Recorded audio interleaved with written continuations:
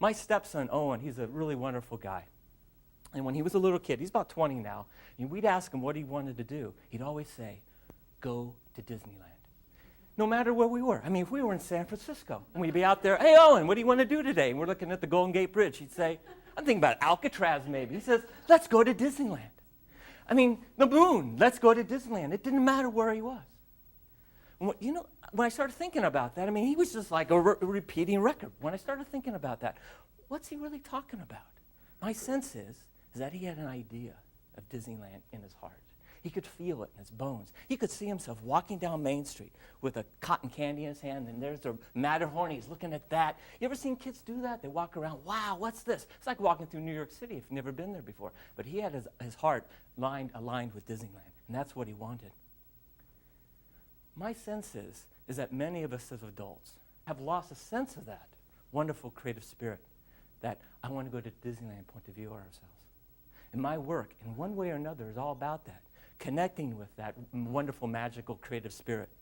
And my sense is also that a lot of us have forgotten what that means in ourselves. I want to go to Disneyland. Do you know what that is? Do you have a sense of what your purpose is? I'm not talking about your work assignment. I'm not talking about yourself as a mother or a father or a son. I'm talking about what you stand for, what you're all about, what you've come into this life for. About 8 years ago, I stopped talking to my wife. Actually, she stopped talking to me too. And it had been going on for a couple days. And the situation is that I'd been working to do some work in Asia. And I finally sat down with my wife and I said, I was going to do some work with Asia, and she was going to come with me. It was going to be a month-long trip, and we hadn't spent that much time together. And I said, let's sit down. And she said, okay. I said, what's going on? And she says, I feel frightened. And I said, I do too. We don't know what's going to happen. Was it worth the time buying the air ticket? Were the people in Jakarta really the real thing? Did they really want me to come over there? Were they interested? Would we get along? Would our marriage last? All sorts of wondering things. What ifs, and all the worries. So I said, why don't you sleep upstairs? I'll sleep downstairs on the couch, and I'll ask for a dream. And this is what I dreamt. I had flown over to Bangkok, was having a business meeting around a conference table, and at 2:30 in the afternoon, I got up, went downstairs, got into a cab, and headed to the airport. And there was a voiceover, like in commercials where they have people moving, they have voices over the commercial. There were two voiceovers.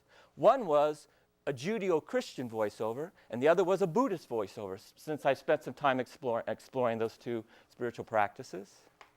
And the first voiceover said, who are you to stand in the way of the Red Sea parting? The second voiceover said, big mind or life is much grander than you ever possibly considered. So I woke up with a smile on my face. I'll get to that in a minute, why that was the case. And I looked at my wife, and she came downstairs and said, sit down, I got to tell you this dream. And she said, oh, great. And we were fine. The level of fear went way down, and we were able to move forward. The idea is, if you're thinking about the biblical story, the Red Sea's parting, Moses, the Israelites leaving Egypt, they were up against it. As you see in that picture, actually it's from the movie, the Ten Commandments, this picture. They were up against it. Think about the Egyptians are going to come after them. Think about who's holding up the water. Think about, will we get to the promised land? All those thoughts going on, all the what ifs. Kind of like, will I keep my job? Will I have to transfer? What will I do if I lose my job? Thoughts like that. And what came to me was, I got to keep my eye on the prize. I've decided I'm going there. I've made that choice. And to walk. Be frightened. That goes with the territory. In fact, courage requires that in a way. It's not without fear. And that choice, I think, that ability to choose, that power that we all have to choose how we want to lead our professional and personal life is ours. Nobody can take that away from you unless you give it up. Unless you give it up to the, quote, Egyptians who are coming after you, who you think are coming after you, or whatever your fear-based ideas tell you. You have the power to choose. You can choose to go back. You can choose to stay, or you can choose to walk and keep your focus and deal with what comes up and move toward your promised land.